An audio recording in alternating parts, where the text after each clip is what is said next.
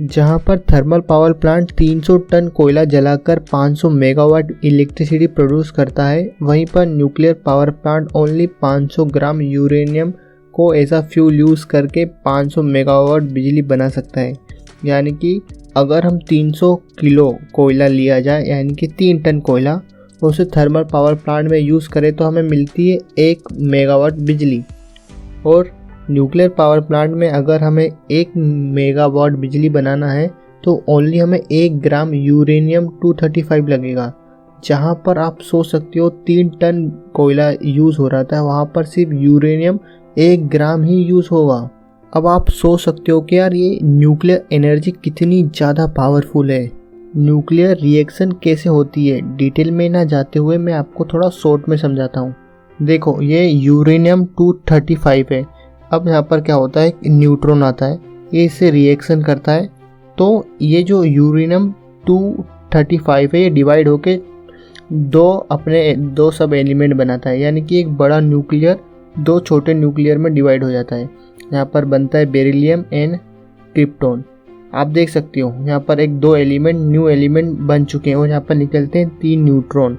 यानी कि इस रिएक्शन में बस कुछ नहीं होता, एक बड़ा न्यूक्लियर 2 छोटे न्यूक्लियर में डिवाइड होता है और 3 न्यूट्रॉन निकलते हैं और कुछ एनर्जी निकलती है। अब आप एक सोचोगे यार ये एनर्जी किस काम में आती है, तो अब 1 मिनट अपने हाथों को थोड़ा रब करो कुछ इस तरीके से, तो आप आपको देखोगे आप हल्की से आपको हीट मिल रही है। तो यार ये हीट ही एनर्जी और एनर्जी हीट है, तो बस इसी हीट का इस्तेमाल किया जाता है।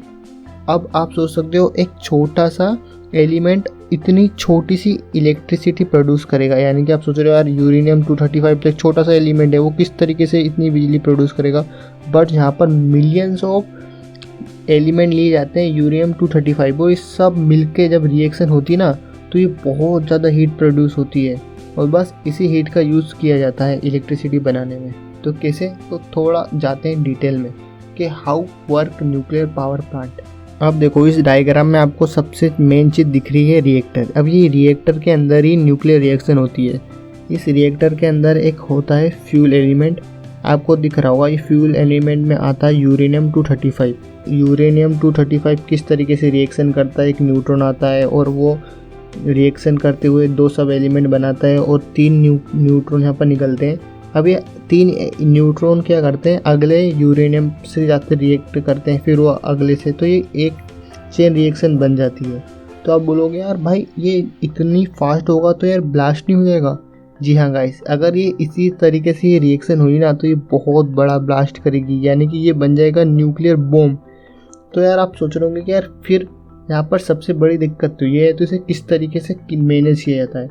तो गाइस न्यूक्लियर बॉम्ब और न्यूक्लियर पावर प्लांट में सिर्फ एक ही चीज़ का अंतर है कि जो रिएक्शन होती है ना, इसे न्यूक्लियर बम में कंट्रोल नहीं किया जा सकता, और न्यूक्लियर पावर प्लांट में अगर इसे कंट्रोल किया जाए तो यार ये बनता है एकदम बहुत ही मस्त तरीका।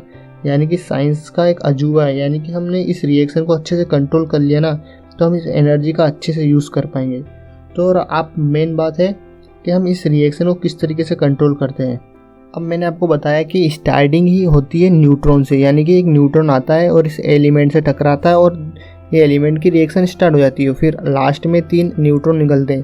क्यों ना ये न्यूट्रॉन की स्पीड हम कंट्रोल कर सकते हैं।